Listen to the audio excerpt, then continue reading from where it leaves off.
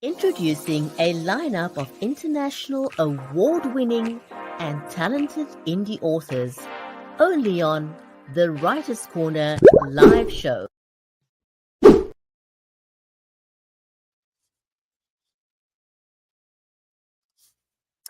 And welcome to the Writer's Corner live show, your weekly water cooler for authors and readers.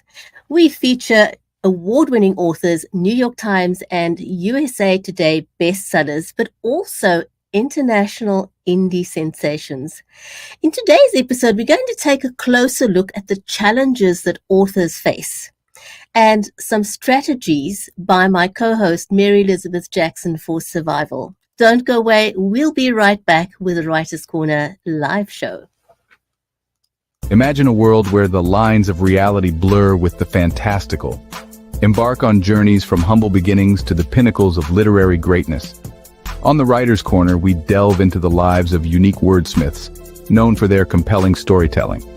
They are artisans who craft fantastical realms, etched in our memory long after the final page is turned.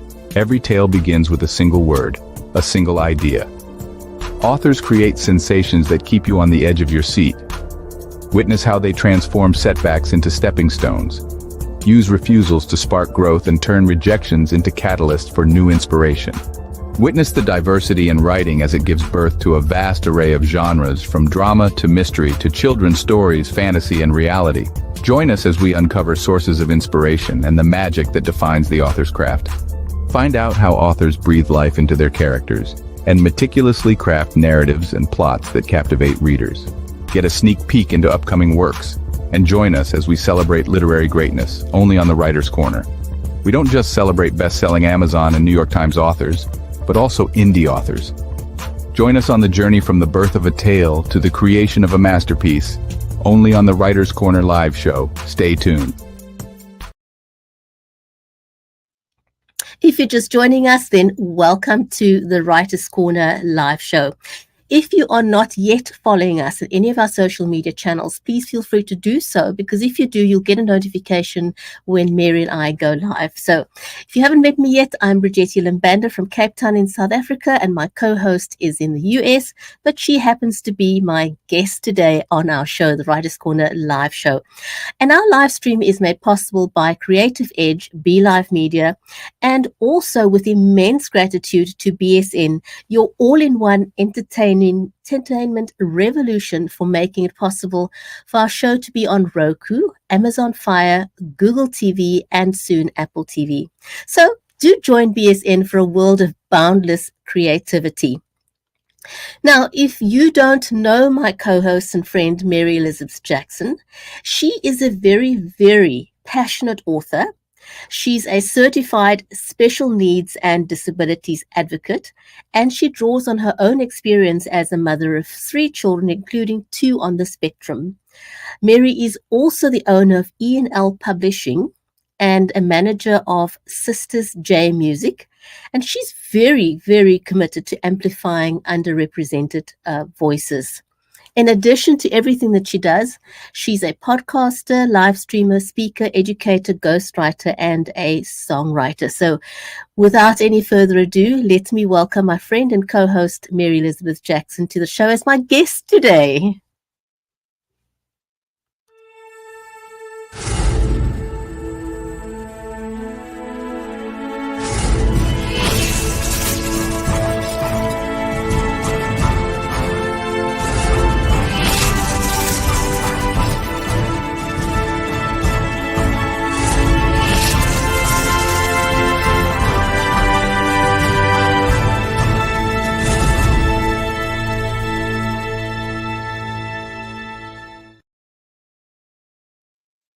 Hi, how are you? Hi, Mary. Welcome to our show. I know, thank you. I always love the intro. And so it was really funny kind of being on this side of it, because it is beautiful. And it really does, the music gets you ready and you're like, hey, something really cool is coming up, you know? Well, you know what? We've been wanting to do this for a really long time now. And, I think it's so important that we share your journey because, the author journey isn't always glamorous. It isn't always easy. And a lot of people don't know that even best-selling authors have gone through quite a journey to get to the point where they are. And there's, people on New York Times bestsellers will tell you that the journey wasn't always as easy. It's like being married, everybody makes a big rah-rah about the wedding. But, being married is fantastic, but there's also hard parts about it. And I think it's important to share the hard parts of being an author, not to discourage people, but I think maybe from the perspective to encourage them and say, hey, you're actually not alone, So your journey has been marked by lots of highs, but also a ton of lows. And, you've written best-selling anthologies. You've had challenges with publishers, not once, not twice, I think 3 times, correct me if I'm wrong. How did you stay motivated during these difficult times, and especially when your books couldn't be sold, literally? Those are really good questions, Bridgetti. And the times when I didn't have a publisher or a home, I would call it, I felt they felt homeless, and there's so much a part of my life that I felt incomplete. I know that may sound kind of weird because they're material. They're not like, food and water and things that we need in our families, but they become, so much of you is invested in whatever project you're doing or the book you're doing or where your books have come from. For me, I guess I'm so invested in my children's series because of the birth of them, where they came. I birthed a child very late in life who we didn't know if he was going to make it and be okay, and if I would make it after the birth. And so I think that's one of the reasons I've been so passionate about these books surviving. And the journey has not been anything close to what I ever imagined, nor have I heard from another author. And along my journey has been my co-writer, Thornton. So I have to include him in our little small group of 2, even though I know everyone has, other authors have had a hard time. Everyone's journey is different. And you meet a lot of individuals along the way, I think that encourage you. I mean, I've had times of just wanting to give up and say, and Thornton and I were just talking about this the other day. Sometimes you go, is this even worth it? Should I be doing this anymore? Is this my path? Is this what God wants me to do? And if not, then I'll just put them away. But I've continued going because I feel like, especially this children's series, has got a life to it and it's got purpose. And I'm also a lover of writing and a lover of reading. And I always dreamt growing up that I would be, I'd hope to be published. I used to write lots of poetry. I've never published any of that, but, I guess after you get done being in that valley of, depression or, feeling like you're going to give up, or maybe this is just not meant to be. And you come back up from that, then you get that fire again you want to continue. And for me, I don't think that's ever gone away, to just say, I'm done with what I'm doing. And also, you have to have support around you, because there are times when you don't want to go on about it and you just want to put it up. But I think that we're all intended to be creative beings, right, on this earth. And so that flows through us, and it needs a channel and a place to go. And when you're channeling and words are coming to you and you're writing, I just feel like there's a place for them out there in the world. Sometimes they're meant just for you privately in a journal, maybe, or just meant to be spoken to someone. But I think the majority of the time, there are things that are meant to be out in the world, like some of the anthologies that you have been in with live streaming and entrepreneurship. And those words need to be out there in the world for someone else to hear, to read, to give them hope, that, hey, they're on the right path, or don't give up. But, the journey is so long, because also I wrote it in 2013, the very first one after my son was born. And I sat on it for 2 years just thinking I was going to give it to my kids. And I kept getting this nudging. I needed to do something with it. And when I finally surrendered to that, not even knowing at that time what to do, who to turn to, where to go even, doors began opening up. And so at that point, when I look back on my life, I know I did the right thing by listening to that nudging and that voice telling me, yes, you need to get these published. And it was very exciting when the first book got published, because it came out in February 2017. And then 3 months later, it won a Gold Literary Maxi Award, which was just even kind of more of a celebration of the writing and the journey and what it was meant for. These books were intended to empower children and empower families and empower reading time. They were, my son came into the world and couldn't swallow, and he had other issues. He's a miracle child to have survived. And I survived after his birth, that was questionable for about 10 days. So the book is about the books, because there's 3 in the series, but it's about accepting who you are, and that we as mothers love our children, even if they come into the world with challenges or disabilities, and the world says they're broken. We say, no, they're not broken. We see the beauty that's still there. And that's the purpose for this, is to talk to kids about what they can do, why they are special. And each book has got empowering words in it. And I was just reading to 3 and 4-year-olds yesterday, and it was so much fun. And I was making them say the I am statements with me. And some of those are big words for little ones, so it wasn't fabulous. I am fabulous. It was, I am fabulous, or whatever they could say, but they still get the meaning, behind that it's an empowering tool for them. And I think we have to teach our children that very young in life. So. Absolutely. Yeah. Well, that's wonderful. Now, you did touch a little bit on the anthologies, that, some of them we both in the same anthology, and some you've done on your own.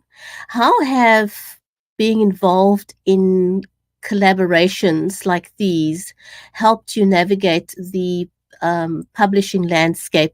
And do you have any advice that you would give to authors that are considering joining a collaborative book?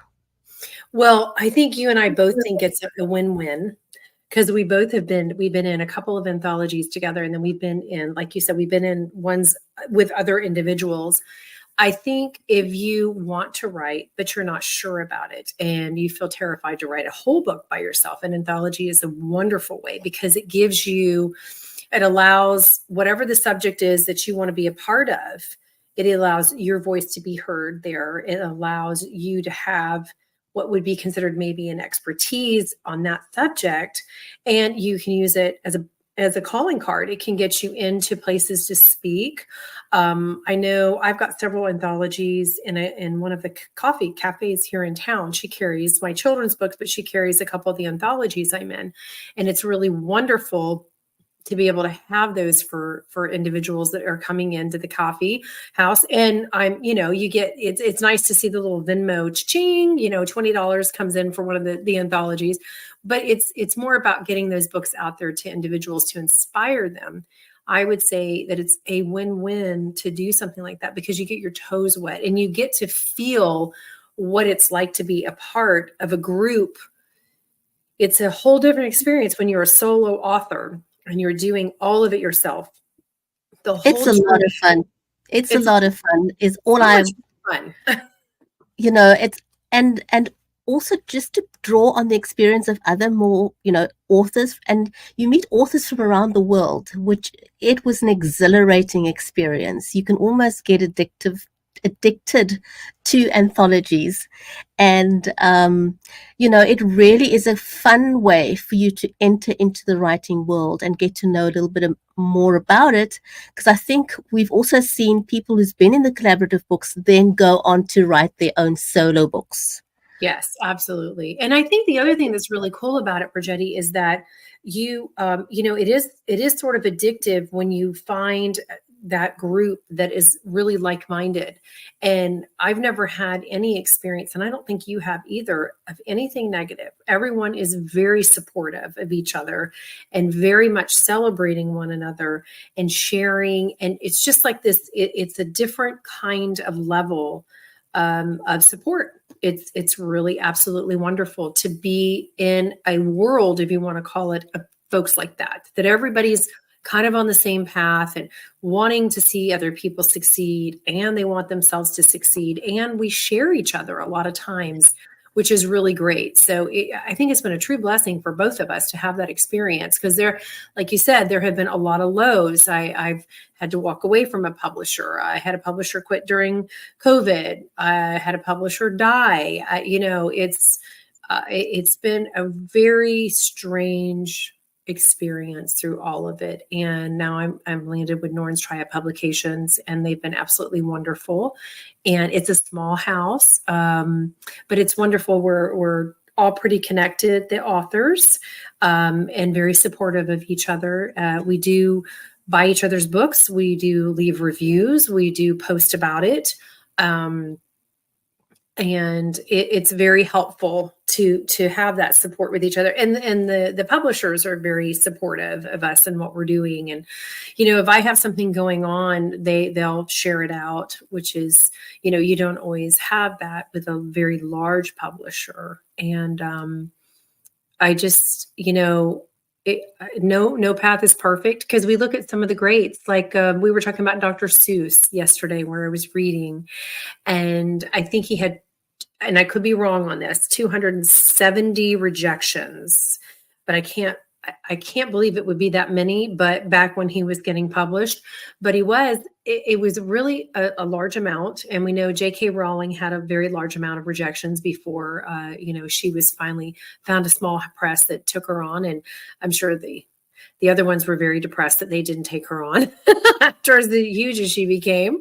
And Dr. Seuss too. So the interesting thing about Dr. Seuss is he was part of the beginning reader series. And they loved what he was doing so much that he then employed some of his friends to write books, like the folks who wrote Berenstain Bears and some of the other books that are in that group of books for children, which is really cute.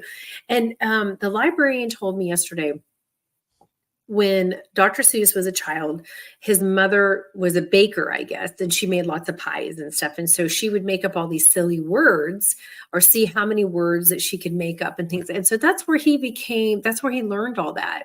And what a blessing for his childhood to have that kind of memory and fun with his mom, and then turn around and share it with the entire world.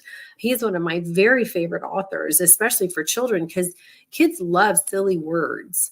And they do. They absolutely, I mean, the delight on their face when you share a silly word, they get absolutely giggled. Now, talking about Dr. Seuss and other authors who had hundreds of no's, lots of no's, I heard something very interesting the other day, and I thought, I'm going to adopt this. And they said, next, no really means next opportunity.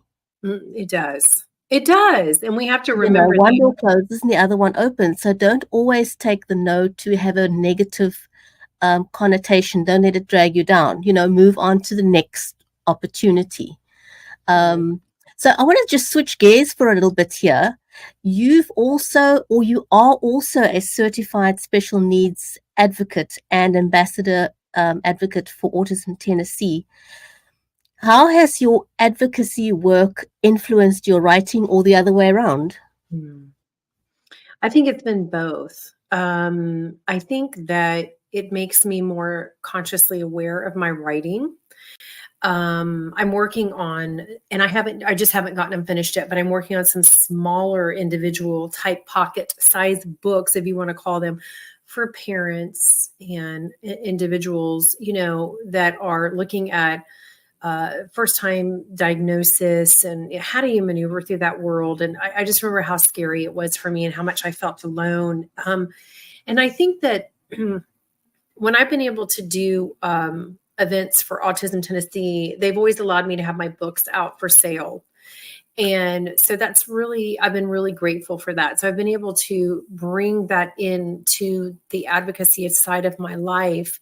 And because my son, who is on the spectrum, inspired these stories and kind of the mission behind them, I guess I'd say. I have 2 kids on the spectrum. So, we've kind of tried to keep all of this as a family, and kind of a mission as a family. The girls, my daughters, they sing Sisters J, and so their music is more consciously aware music, we call it, and putting out positive music in the world about, breathing in, remembering who you are, that you are okay just the way you are, and that's what the books are talk about as well.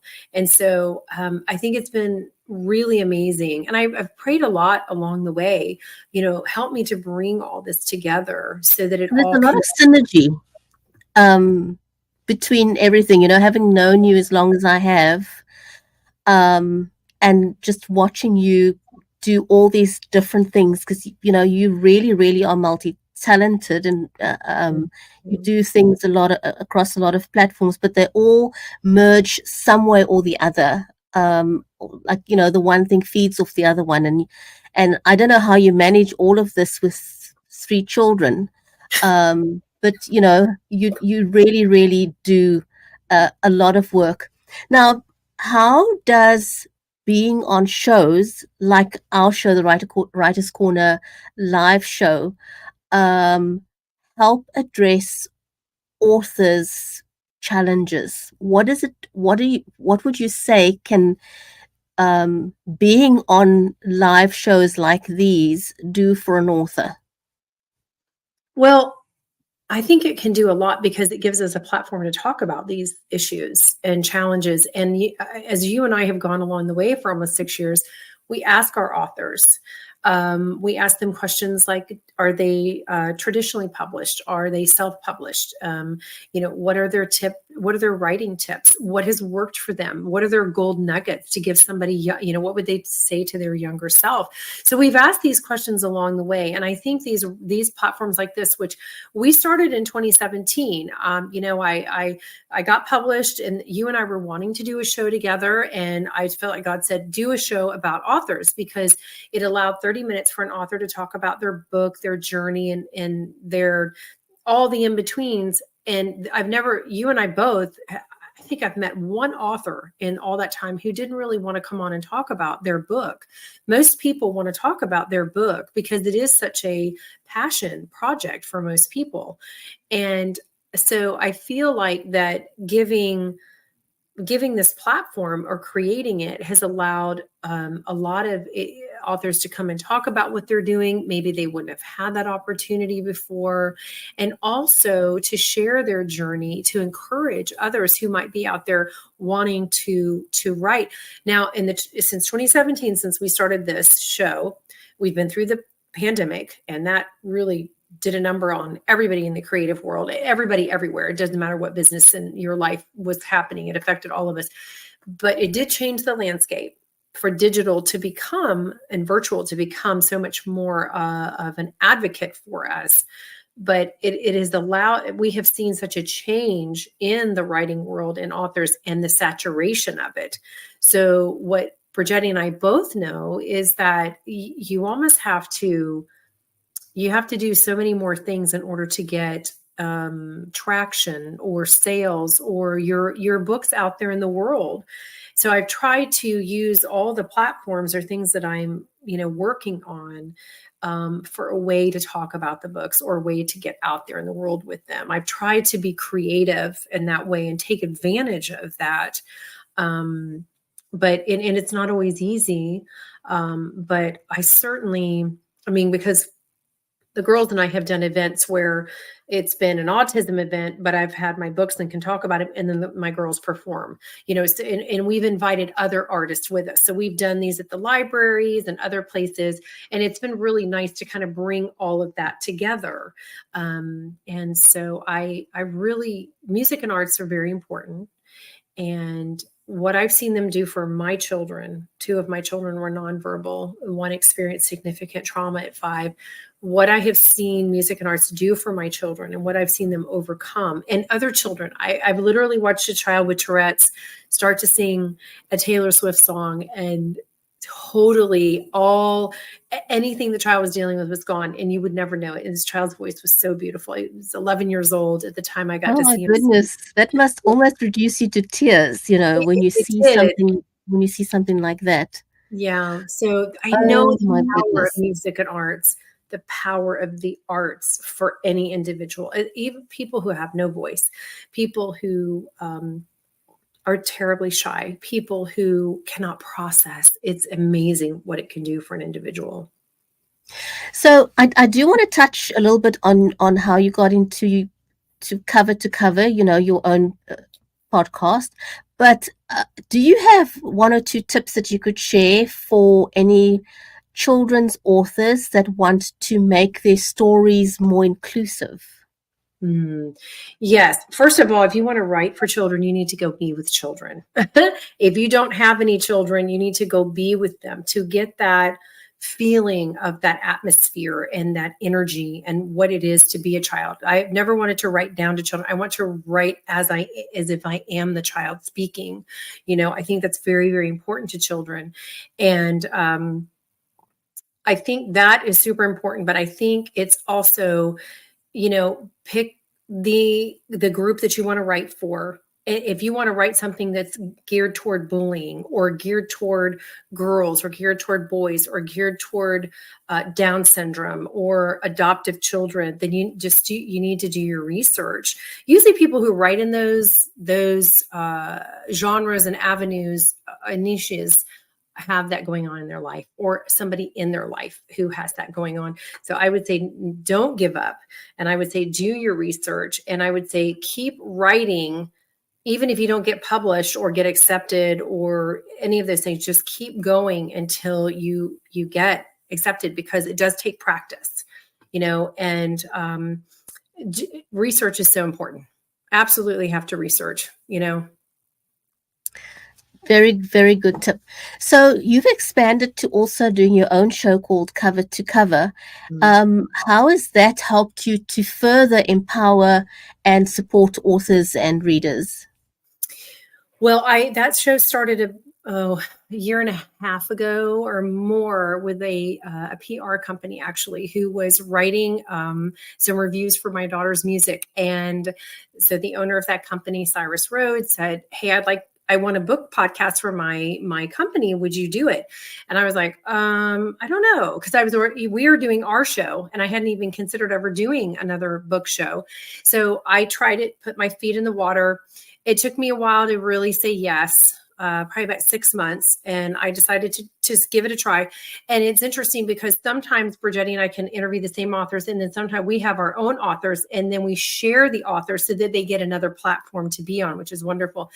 And so that's really grown my, I guess, catalog of authors, which is really wonderful, because I work with some other publicists that are fantastic, who the authors they send me.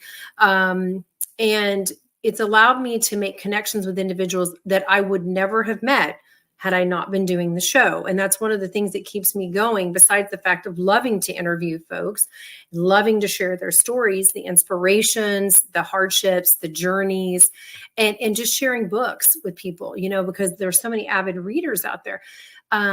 But now the show, I've gone on Brushwood Media Network, which is syndicated radio, and that has given me a very large opportunity for a larger audience to share these stories. And it's kind of neat because I get emails from individuals saying, "Hey, I was listening to your show Saturday. I really like that author." And the authors, we've been doing book giveaways. And so they're like, "I want that book." So it's kind of neat to... That is fantastic. Mary, sorry, we're out of time. We could talk for another hour and then some. I know.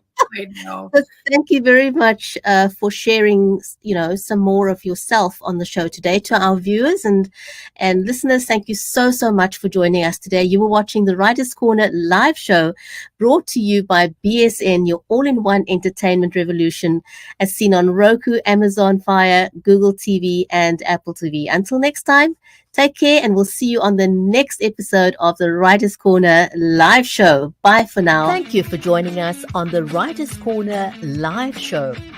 30 minutes of insightful author conversations with some of the biggest names in the industry, including award-winning authors and international indie sensations. Join us on the next episode of the Writer's Corner live show.